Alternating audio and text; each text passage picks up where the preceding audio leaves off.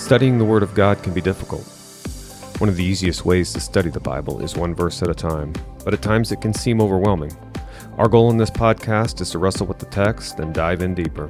We pray that this edifies you and empowers you to fall deeper in love with the Bible and Jesus. Welcome to Everyday Theology. Hello, my friends. Good day to you. Good day. John Muth is back with us. I was about to say good morning, but what if someone's listening to this at night? Mm-hmm. Well, you ruined it because you said good day. Yeah. Well, I mean, assuming day is referring to the daylight hours of a day, not a 24-hour period of time. It could refer to any time. Okay. Welcome back, John. It's today. Oh, thank you. I'm really glad you're back. I already ruined it. Yeah, thanks. Your first words. You ruined it. Long. John who? Mm-hmm. Yeah. Yeah. So glad you're here, John. Thank you.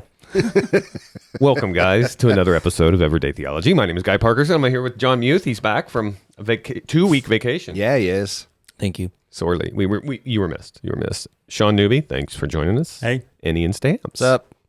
You're done with Ephesians. I am done with Ephesians. Yeah, I'm going to miss it. I'm not. Boy, we were talking before, and you said, while we were eating breakfast, that you didn't want this to end. You were kind of enjoying it. Ephesians? Yeah. Yeah. Well, I just kept going. I'm listening to sermon series in Ephesians 6. Mm-hmm. And Sean and I were talking because I'm OCD. I'm like, I gotta finish it. Did you listen to a series on Ephesians 3? Because we skipped Ephesians 3. No, I'll have to find one. You have to go back. You need to go back. Will you preach one just for me? No. Oh, okay. No, I will not. I'll tell you what I'm going to miss. I'm going to miss the Sunday nights. It's I been really fun. am. I might have put something on your the questions that they had to fill out about how we should do that. I saw it. Okay. Don't worry. I saw your ridiculous comments. Did I put my name on the paper? I thought they were good comments. I think you did. Yeah. Yeah. Because I remember reading it and knowing it was you. So you must have put your name on it. That or they're just really dumb and you're like, Sean. That might have been it too. I'm going to miss Sunday nights. Yeah. Yeah. Sean and I were talking throughout the week, and we both agreed I won't underestimate the word unity again. And I mean, it has really, you've driven it home. Well, you didn't. Yeah, Paul did a long time exegetically ago. going through Ephesians has. But to view Ephesians through that lens brings it to life, and to understand this is the ultimate point. And the surveys that we had to do the surveys, the before and after for that specific chapter of the dissertation. This time we added some open-ended questions for what was most impactful, what did you learn you didn't know before, all of that, and by far the overwhelming nature of those answers from people were the emphasis on unity and how it plays a role, that you cannot be in union with Christ without being in unity with people, that being a Christian means this. That was over and over and over again. That's you have to find the church. You have to be active in the church. Yes. You have to love the church. Yeah. Correct. Yeah, you can't say you love Jesus and not the church. That is not a Christian statement.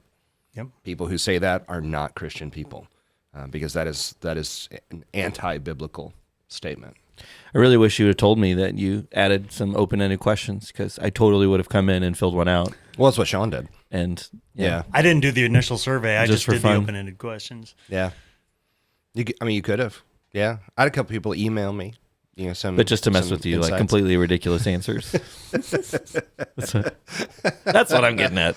Is it too late? It's too late. Well, it was kind of funny to read through them, because one of the questions was, I still have questions about, or I want to learn more about. Well, in my head, as I put that question on the survey, it meant about Ephesians or about union with Christ or whatever. And I'm apparently the only one who thought that, because no one else answered along those lines. It was all over the map of stuff I still want to learn about. I don't know, are there dinosaurs in the Bible? It was everywhere. Yes, by the way, but it's which is fine. It wasn't a clear question, but I was giggling in my office on Monday reading the surveys. Well, I think the crescendo is definitely wives and husbands. When you see the Spirit-filled life the depiction of the unity with the church and Christ that automatically falls into wives and husbands, our relationship. And I mean, I think Paul saved the best for last. I think so too. The fact that it perfectly blends those twin realities together, the twin doctrines of the faith, union and unity, which was eye-opening for me in researching Ephesians and studying it for the 8 months of research that I did to write that chapter in the dissertation, that then that research turned into the 8 sermons. I would never have considered this to be the crescendo of those two concepts. Oh, so you even walked into this thinking, wow, there it is. Oh, yeah. I would not have. I didn't go into this knowing, wow, this passage is going to perfectly do this and cap off the series, the concept.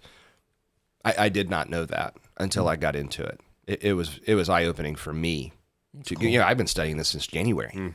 That's when I started this. I had presented over a year and a half ago. So it's kind of been in the back of my head for 18 months. And, daily research and study and all of that since January. And to get to this text and have it be this high point was really cool. And you got to love that it worked out that way. Willful submission is beautiful. Oh, man. Yeah. And this is the Christian relationship principle. Submit to one another. This is what it looks like to live out these realities. And it starts with the basic foundational relationship first. It starts in your home. Unity doesn't start on a Sunday morning in church. Unity starts when you wake up in the morning and look over at your spouse.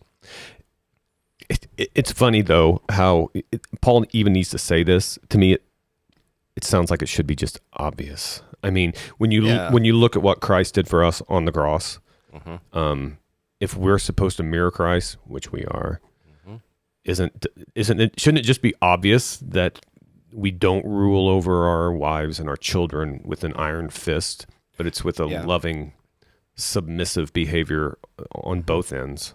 And the fact that so many who will abuse verse 22 and seemingly edit the whole idea, like, oh no, submission is a command of the wives. Husbands are never commanded to submit. I mean, I've heard that countless times. Like, well, sure, that word is not used. It's also not used for the wives in verse 22. It's implied from verse 21, you moron, because all of it's built on the foundation of verse 21. So, what a goofy stance to take. Husbands don't have to submit. Well, then wives don't have to love. Yeah, you pointed that out, and I thought that was great. That's the logic that you're going with. Well, do you want to say your wife doesn't have to love you? That's probably not a place you want to land. No. You want your wife to love you.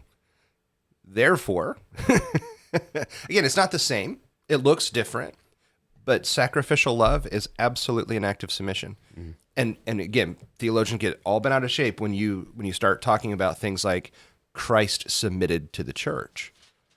Whoa, no. He's the one in all authority and all of that. Well, sacrificial love is an act of submission to the one being loved.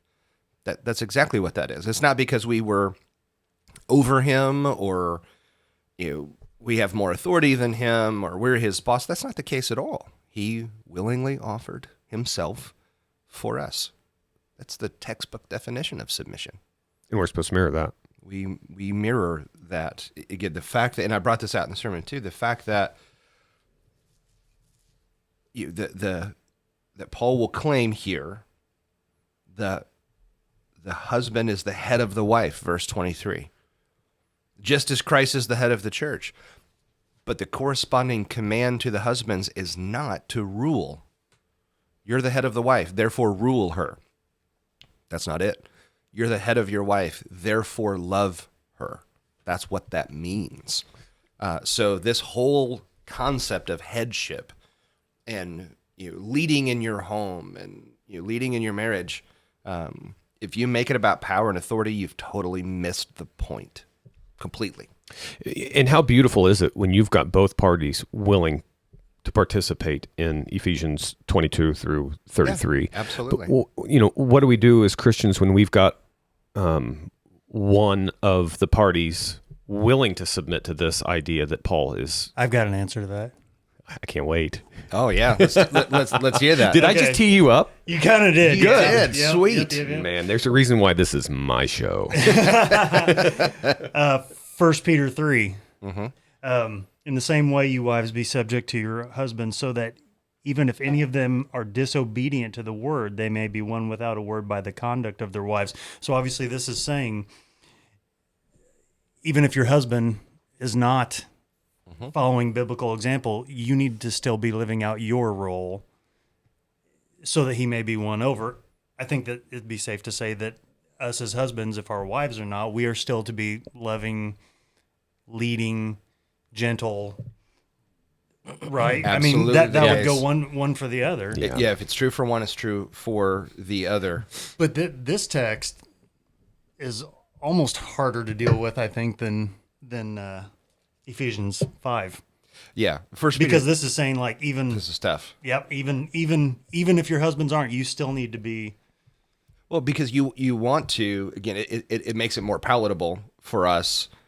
All right, wives, submit to your husbands. Well, yeah, because he's worthy of my submission.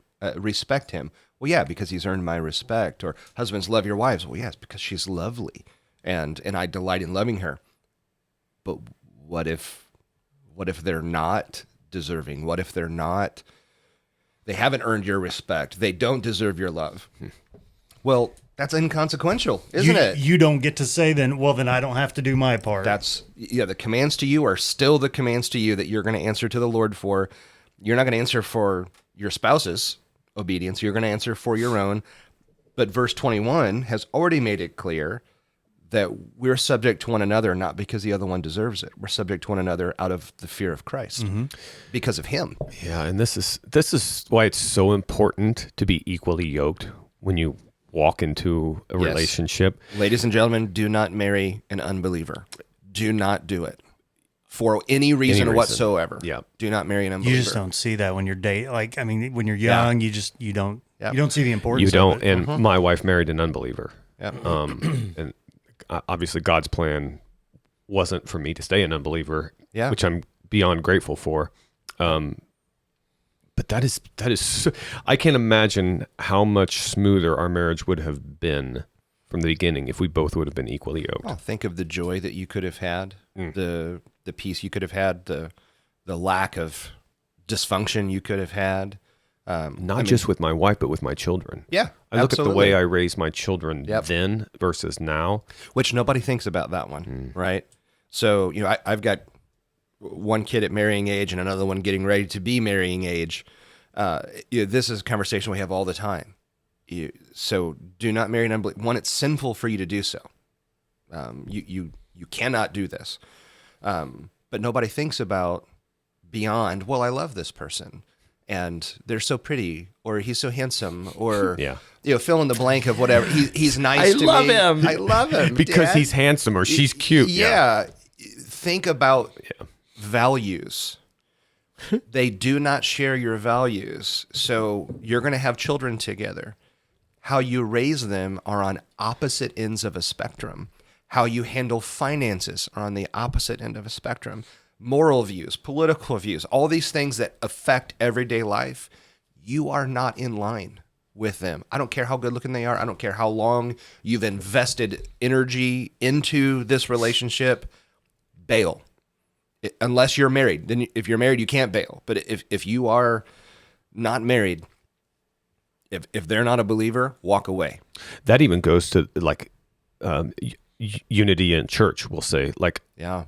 a Catholic, if my daughter was to bring home a Catholic, I would obviously have issues with that because we're not on the same page. Right. That's unequally yoked. Yeah. That's completely different form of faith. That's a different form of religion altogether. That can end up being an even bigger battle than an unbeliever, I think. You're fighting heritage at that point. Because And, it's not just yeah, Catholicism anymore that is a divider. It's, absolutely. there's the charismatic movement. There is the prosperity movement. Yep. I mean, there's big dividing lines in the church right now. Well, not all churches are created equal. We have to acknowledge that. Some are more theologically faithful than others. That should matter. So drop this, well, I'm just glad they go to church somewhere. Yeah. That- they that- believe in God. Yeah, that might be deadly for you. Just because they go to church somewhere doesn't mean they're in line with you. Be really, really, really mindful of that. Be careful with that, because, I tell my kids all the time, I could parade in front of you dozens of spouses who are married to an unbeliever, and it is the primary misery of their life because they are not in line. It causes fights all the time, every Sunday. It causes fights. They're going to church, and their spouse isn't going with them. There's always this bitterness and resentment. And again, who's going to win when you have to discipline your kids for something they did wrong, but you have a spouse who doesn't think what they did was wrong? So, okay, let me ask you this. And I know the answer, so it's rhetorical. Well, then why are you asking? Because I think it's a fun conversation to talk about. And this is my show, Ian, not your show. I agree. Well, if it's rhetorical, does that mean that we don't answer it? Or, No, you or have do to we? answer it because I Then it's want not a to. rhetorical So it's not a rhetorical question. So You're rhetorical. who invited this guy back? I don't know. Man, No one. I just showed up. I said I missed you. Showed up, started eating breakfast with us. I know the location of the bunker. The secret location. So what do you do, or what does a wife do if she goes to church? And I know this happened at Broadway here within the last couple of months. A woman was going to Broadway. Her son or her husband was an unbeliever, and he threw such a stink that she eventually stopped going. Yeah.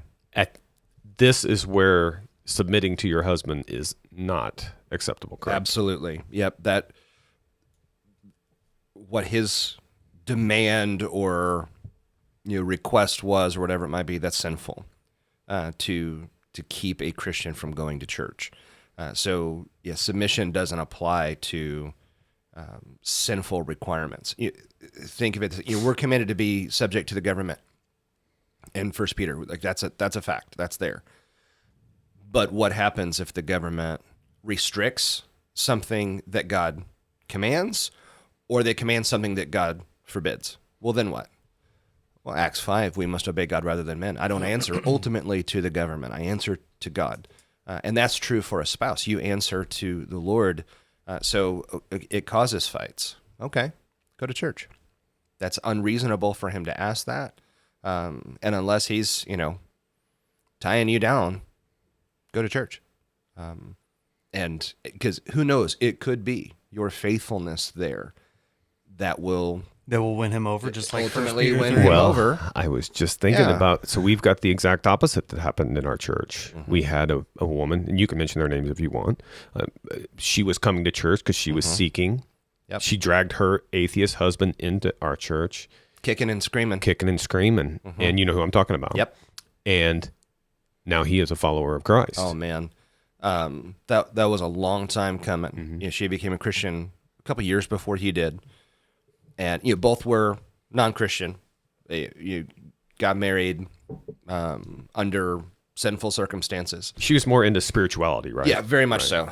And it was a Deepak Chopra book. The Billy Graham of the New Age spiritual movement, which is utter ridiculousness. But that opened up something. God used that somehow, and she landed in church on Sunday. Like that was her takeaway from the book. I know the book didn't say that, but that's the Holy Spirit at work. And she shows up at church and becomes a Christian and embraces the gospel, loves the church. Well, a couple of our elders go to see her just to, hey, we want to get to know you a bit more. You've been coming, blah, blah, blah. And husband meets him in the driveway and is not kind and is not polite. Ultimately, does let them in the house. But it was not a positive interaction. And he would come to, kids' events. They've got kids. And he'd every now and again would show up to something and, oh, man, angry. He would sit there, literally arms crossed, jaw set. I hate all of you. I hate every moment of this.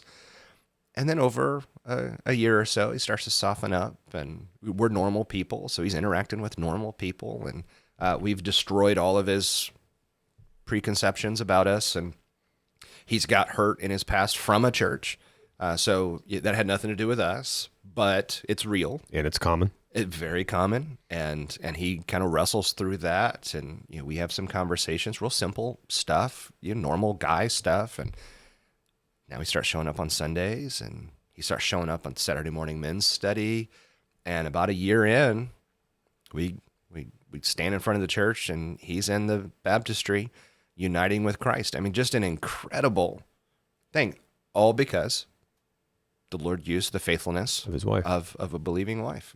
And so it does happen. It does happen. You got to maintain faithfulness, though. So if you're not going to church due to your spouse, come to church. Go to church. Come to church. Absolutely. I know it's hard. I know it's a challenge, but your relationship with the Lord trumps your relationship with your husband. It always does. So your spouse is not the ultimate authority in your life. They're an authority, not the ultimate one. So, if your wife is throwing a hissy fit because you're going to church, still go to church. Because you need to be faithful to the Lord. That's part of what God can use to win them over. And in that process, being faithful to the Lord also means mirror Christ. Don't come home and resent her for not coming to church. Yeah. Still hold to the tenets of being That's right. a faithful follower of Christ. Yeah, you're still to love her like Christ loved the church. Wives, you're still to respect him. You still live out those realities. You can, because again, children and slaves are commanded to obey. Wives are not. That is not the word that's used. It's respect. Be subject. That's different than blind obedience like kids and slaves were to have. The dynamic's different. Do you think in verse 33, the way he specifies, love his own wife even as himself, and the wife see to it that she respects her husband, do you think it's because it's as men, that's kind of what we crave is respect, and women crave love, and yet we're not so quick to give love. We're more quick to maybe give respect, and women are more quick to just be loving. Do you think those are two aspects that each of the sexes need but are not most likely to give, and that's why? Absolutely the case. Yep. I watched a little video yesterday. Again, these are not Christian people, but a guy who does a lot of coaching for men, and kind of one of these big speakers for men. Again, not a Christian man, and what he was asked, what is the number one reason men are unhappy in their marriages and leave their marriages? And without blinking, he said, disrespect. That's it. If a man feels disrespected, he's going to bail, because that's a core need that the Lord wired him to have. And isn't it wonderful that that's how the Lord has designed marriage to meet that very need? Same thing with women and affection. Yeah, well, and like you said, I think we do naturally express ourselves based on what our greatest need is. So if you've ever done the 5 love languages quiz, whatever, which I recommend doing. Me too. I loved it. Excellent. That's so true. So like one of my major ones is physical touch, my love language, but that's not my wife. But so I'll come home and I'll like put my hand on her shoulder. Oh, hey guy. I communicate that way, and that like does nothing. Well, love languages, they talk in terms of like filling each other up, like filling a cup. Like that doesn't fill her cup at all. But I'm communicating in just the way I know. Yeah. And one of hers, it's changed throughout the years too. So like we redid the quiz, but I think years ago, her number one was gifts. Gifts is like 0 for me. So it's like I have trouble. That's something I have to really try hard at. And then she'll give me gifts and stuff, which I appreciate, but I'm like, cool. Well, I'm never giving you a Christmas present again. Well, I know. I like You've converted me of that, though. But it's changed. See, I've changed. You did. kind of. We did. because we had this conversation. We were in California. We were at Shepherd's Conference. Yeah. Mike Newhart was talking about this 5 love or In summary, give me gifts. The love languages, and everybody was talking we about all their took results. right. We all took Yeah. it, and mine was gifts 0. I mean, I had that wasn't my love language. Yep. And you said that was like on the top of yours. It's my number one by far. And so we started to talk about it, and Yeah. I'm like, I don't understand how that can be. And you said because people are taking time out of their day to find something for me. It's how they expressed, and you were laying out why, and I'm like, I never thought of that before. Well, yeah, because your take on it was materialistic. Exactly. Well, I just don't care about that stuff. Like, well, sure, but they thought of you. They saw something and said, "Guy would like this." Well, that's meaningful. Very much so. Yeah. So this brown iced coffee mug, Sean. Hate you. Mickey Mouse. It's not Mickey Mouse. So a guy It's a in nice our, mug, though. yeah. So a guy in our church gave this to me on Sunday, Oh, and which is interesting because I was looking the day before for one. It's the dual lined. So he's so really I smart with made- computers. He got into the algorithm. He knows. He did. what Yes, you're searching for. Because I'll put ice cubes in this at 6:30 in the morning, and when I go home from work at 5 or 5:30, there's still ice in there. So Does he watch the podcast and see your I don't pleas know for if he iced does. coffee mugs? Felt sorry for him. But when he gave this to me, he said, and I quote, "I saw it and I thought of you." That right there is gifts as a love language. Has nothing to do with the mug. Like it's a helpful mug. Yeah. It's great. I use it. I've used it We every need to get day. each other mugs. Ian, Okay. I don't drink coffee. Ian purchased this You for I me. still got carry that. a mug around. That's true. They're not even listening. They don't care. I want the credit, guys. So I bought this for Guy. I know. This mug right here. I know. You're Because so I sweet. saw it and I thought, yeah, Guy drinks coffee. Yeah. Here's a nice mug. We love the Legacy Standard Bible. Boom. There you go. And so I love to give gifts because I love to receive. And you've converted me. Yeah, it's not because I'm a materialistic piece of trash. I mean, I am, but that's not why I love gifts. it's you thought of me. And not too long after the Shepherd's Conference, you showed up in my office and said, "I have a happy present for you." Yeah. And I mean, it was this, you thought of me, a relevant, helpful gift Yeah. to me. It was inserting the laser bullet into your gun. Oh, and you could- Boresight. Yeah, and you can No, fire this is an actual striker something. Strikeman. And yes, and you hit it and it fires the laser and you can So you can work dry on- fire practice. Yeah. Exactly. I would love something like that, guy. Just saying. I don't know your love language. Well, deal with it. He likes me more than he likes Clearly. you. Okay, he thinks of me when he's buying gifts, not you. To take this back to wives and husbands, Yeah, or mutual submission looks like you have to go out of your way to think, what are this person's needs and how can I meet them? Because it's not, and recognizing the way I would naturally do this isn't necessarily what that person needs. But I think it does it gets easier and harder and easier and harder. But at the Yeah. core, it's love and respect for men and women. Yeah. I mean, because I think those are the two, love Absolutely. languages Yeah. that are hardwired into us. Well, and go read Emerson Eggert's book, Love and Respect. I mean, it's the title of the book. And it's a fantastic book.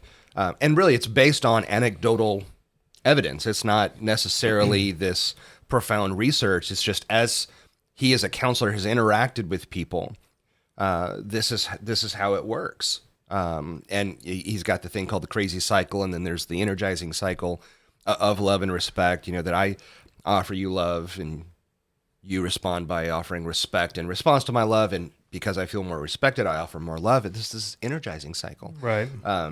A good cycle. Yeah, as opposed to she wasn't respectful, so I'm going to withhold love, and in response to my withholding of love, she withholds respect, and again, just so dysfunctional. And how do you get off the bad cycle onto the good one? I always look at the guy.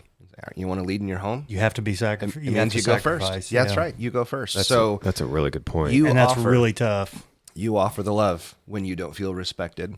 Doesn't matter.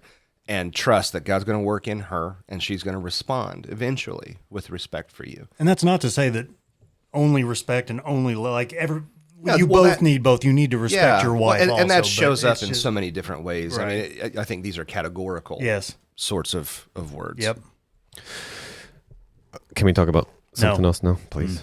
So, Well, it's your podcast. You've informed us multiple times. well, you used the word revolutionary in your sermon, so Okay. that always Yeah. piques an Yeah. interest for me. And Yep. you said that it had never been taught before in any culture that husbands were to love your wives. Yes. Isn't that strange? Yeah. So I was Newbie and I have a friend that we're trying to get to come to church, and he asked me, he's like, why are you a Christian?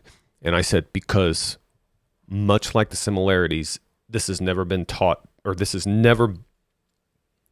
example of we've never seen anything before of husbands love your wives. In Christianity is very similar. Yeah. You're in every religion outside of Christianity, you have to go to God and say, look, I've done this for you. Christianity is completely different than any other religion out there. Yep. And it says, God did this for us. Yep. He took the sole initiation to do this from the very beginning. So I'm reading a book right now by Carl Trueman called Grace Alone. It's a series on the 5 solas of the Reformation. And I read Sola Scriptura, which was excellent, by Matthew Barrett, and now Grace Alone.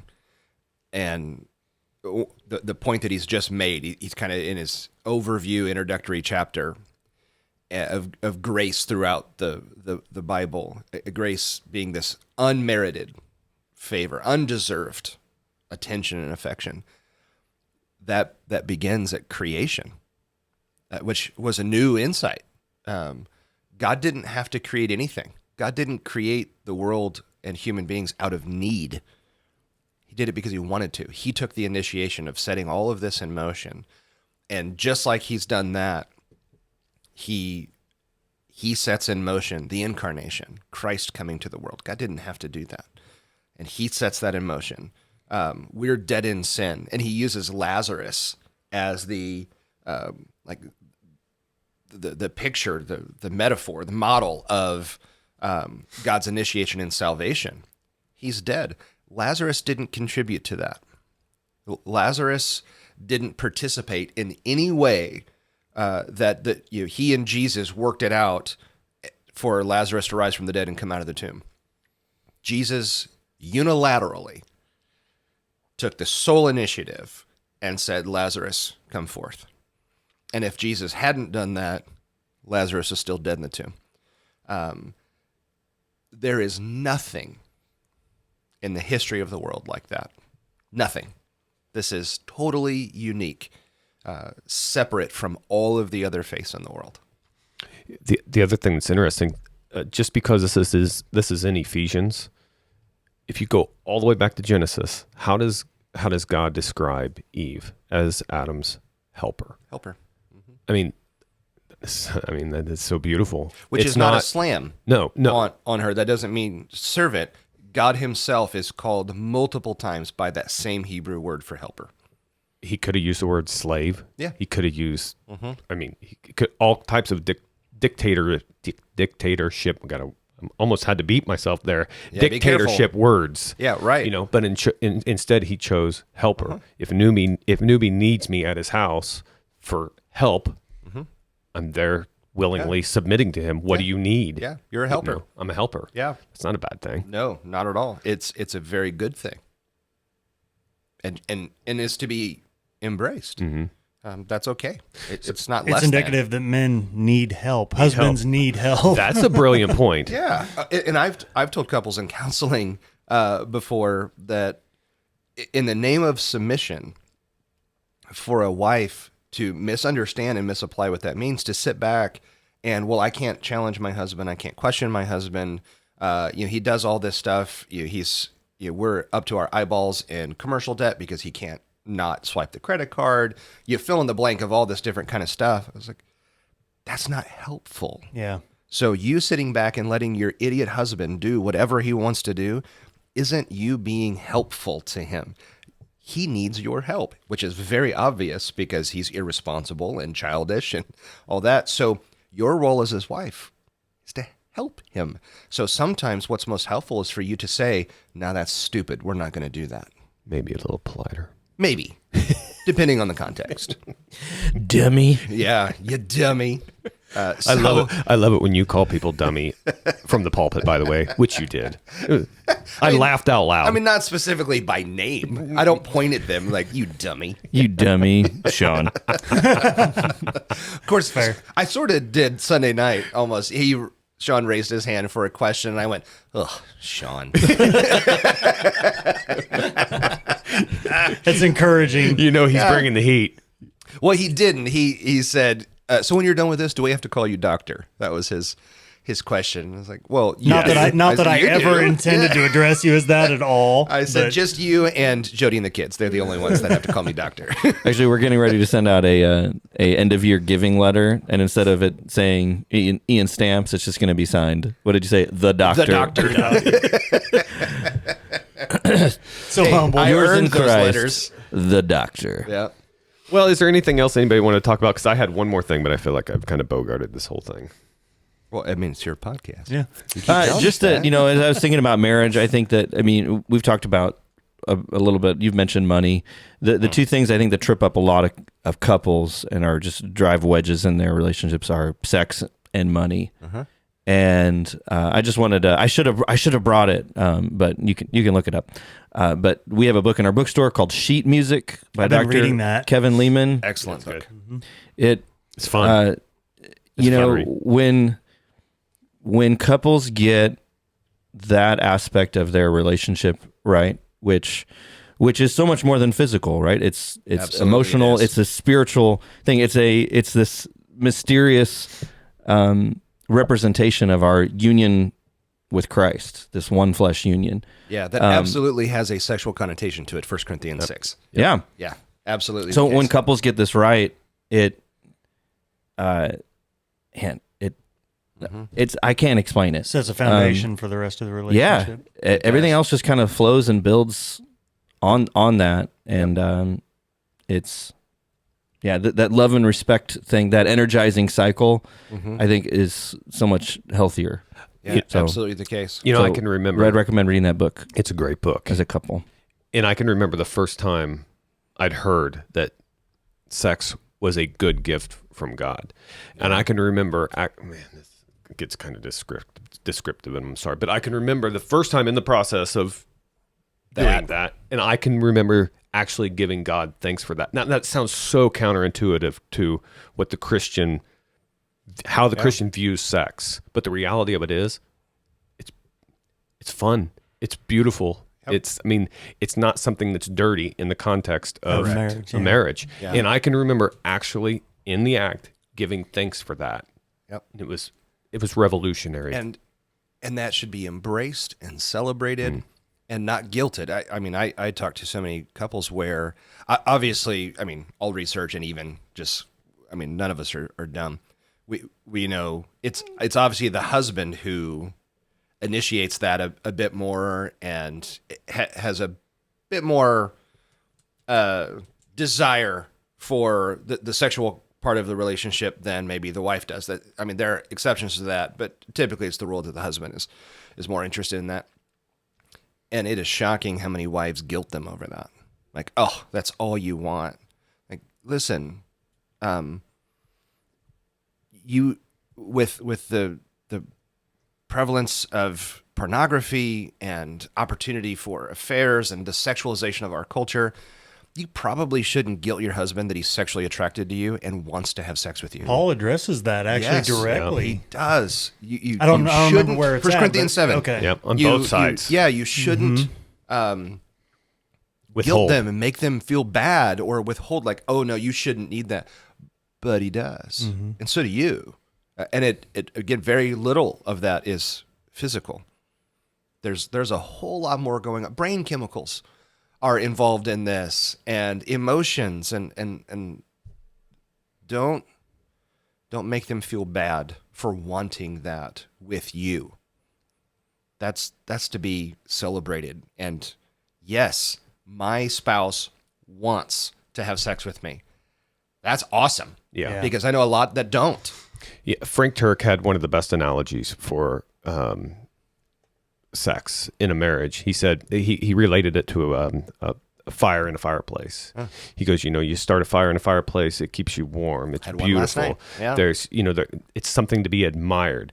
But you let that fire, Fire. you let that fire outside of your fireplace, it will burn your house down. Yep.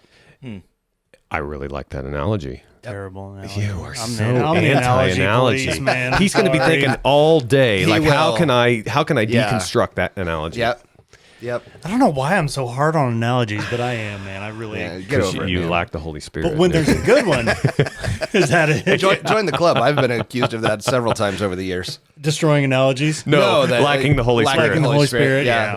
Good. Yeah. Good. We're in a good club. Yeah. Yeah.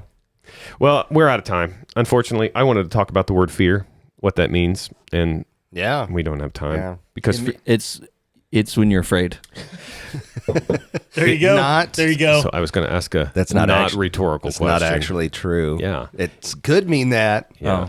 But the same word also means reverence, and translated here in verse 33 is respect. See, we got. Okay. I was making a joke. Let's we, quit ruining it. we could address that on our Quit it. Thanksgiving Day special. fear. Yeah. Yeah. I am not recording a podcast with you on Thanksgiving Day. It'll just be me and Guy. Me neither. Go for it.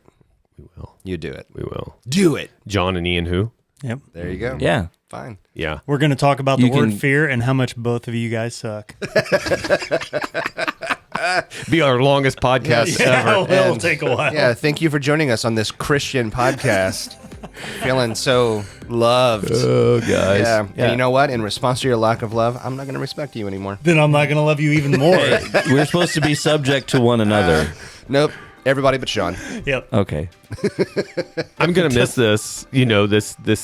This talk about unity all the time.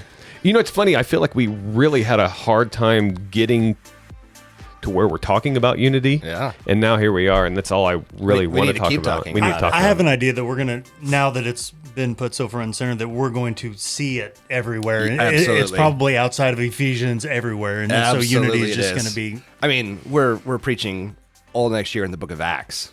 You're probably going to see it. Yep. Yeah. So, We've already seen it. Since this is my podcast, I get to say the last words. Husbands, love your wives. They're worth it. yeah. Absolutely. They're the gift that God has given you. Peace, guys. Love you. See you next week. Oh, I did the feels. I love you too. All right. Yes. Okay. Stop it. I love all of Stop you. it. Sean's not in Just touch with us say it, yet. I Sean. don't like feelings. Tell us you love us. Because that makes it meaningful. Do it. Tell me you love me, Sean. Tell me. We're going to be late for work. How about that? Bye, guys. Changing the subject. See you next week.